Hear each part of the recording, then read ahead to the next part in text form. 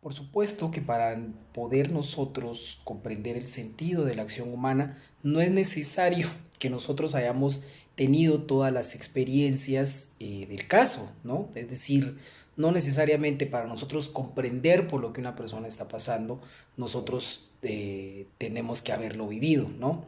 Nos dice Weber que si bien la condición más importante para poder saber que realmente nosotros hemos comprendido el sentido de la acción de los demás es poderla revivir, ¿no? O sea, poderla recrear nosotros como algo propio, no es tampoco una condición absoluta para la interpretación del sentido. Es decir, no necesitamos nosotros, como dice él en algún momento, ser un César para poder entender al César, ¿no? Es decir, no por el hecho de haber tenido una experiencia determinada, por ejemplo, las personas que viven en la situación de calle, ¿no?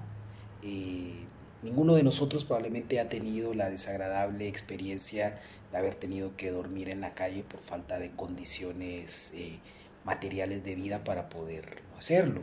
Sin embargo, nosotros podemos entender perfectamente el significado de esto para una persona que sí ha vivido en la calle, ¿no? Es decir, eh, por la misma experiencia humana que nos une, a pesar de no haber vivido nosotros exactamente un evento de estos, nosotros podemos comprender lo que debe significar para una persona el tener que vivir en esas condiciones, ¿no? Por poner un ejemplo.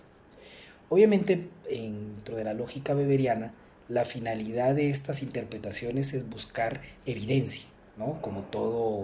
Eh, como toda actividad de investigación científica, lo que busca entonces es una evidencia, ¿no? En la realidad empírica. Nosotros podemos encontrar que tenemos evidencia de que hemos comprendido algo, ya sea por racionalidad, es decir, yo puedo entender que los motivos por los cuales hay estudiantes universitarios, no únicamente en Landívar y en otros países. Por ejemplo, si yo me fuera a un contexto sociocultural muy diferente al guatemalteco, por ejemplo, yo me fuera a Corea, yo me fuera, estemos en un país africano, a Nigeria, a Túnez, probablemente yo también me encontraría acá con instituciones educativas. Yo no necesito ser nigeriano, tunecino o coreano para comprender el sentido del por qué los jóvenes que asisten a estas instituciones educativas en estos países lo hacen. Porque evidentemente yo puedo entender racionalmente que estas personas van ahí por un sentido, ¿no? Es decir, entonces lo que estoy tratando acá de hacerles entender a ustedes o de que podamos llegar nosotros al consenso por medio de estos videos es de que hay una racionalidad implícita en la acción humana, que eso es, por así decirlo, la línea de partida para poder entender las acciones humanas, ¿no? Si estas en todo caso se alejan de esta línea de racionalidad, hay que tratar de investigar por qué. Pero idealmente la acción humana entonces, de acuerdo a Weber, va a ser racional, ¿no? Entonces nosotros podemos comprender de esta manera el motivo de la acción humana y por lo tanto el motivo de la organización también de la sociedad, a partir de entender la naturaleza del sentido de las interacciones que se dan dentro de un entorno social, ¿no?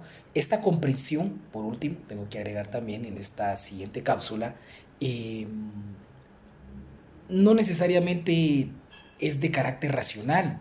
Es decir, que yo pueda entender de inmediato, como puedo entender por qué el estudiante africano o el estudiante asiático asiste a una institución educativa, porque hay una cultura de lealtad hacia los padres que después se transmite hacia la cultura del trabajo, en la cultura asiática, por ejemplo.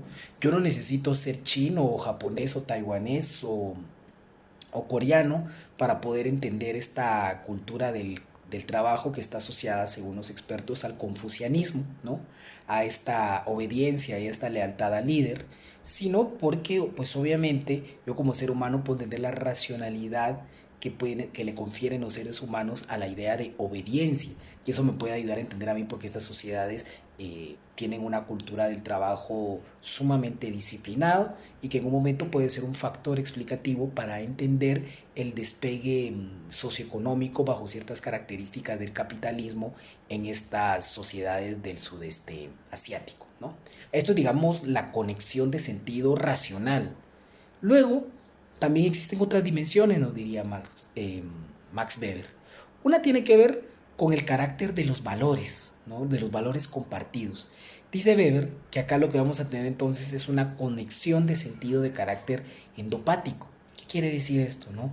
Es un tipo de conexión que nosotros podemos realizar con la acción de los demás a partir de poder captar eh, el sentido que tiene para estas personas a partir de revivir la experiencia, ¿no? Por ejemplo, quienes han tenido una experiencia de carácter religioso, que es de un carácter evidentemente no racional, sino tiene que ver con una cuestión también de carácter emotivo, para poder entender la experiencia frente a la divinidad, frente a la tradición. Un ejemplo que se me viene ahora es las procesiones mismas, ¿no?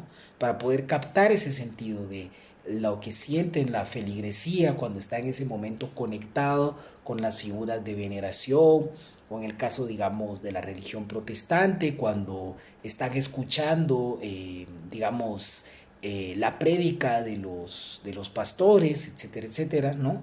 Todo esto hay que vivirlo, ¿no? Hay que tener una experiencia para poder comprender ese sentido. De la misma manera podemos hablar también de las culturas sincréticas, como por ejemplo lo que vemos en Chichicastenango, ¿no? Para poder entender todo el ritual, toda la cuestión del agradecimiento dentro de la cultura maya, ¿no? Que hay una serie de ofrendas que se hacen a la tierra por medio del fuego, se utilizan, pues todo lo que utilizan el ceremonial de, de estas ceremonias mayas, pues también aquí hay que vivirlo para poder conectarse emocionalmente con el sentido que las personas pues le confieren a estas actividades. Y eso tiene que ver ante todo con los valores, ¿no? Es decir, nosotros podemos captar el sentido de estas acciones cuando hay una serie de valores compartidos, ¿no? Entonces tenemos aquí dos dimensiones en las cuales nosotros podemos decir que podemos comprender la acción humana en términos racionales y en términos de los valores. Y de esto me voy a referir en una siguiente cápsula.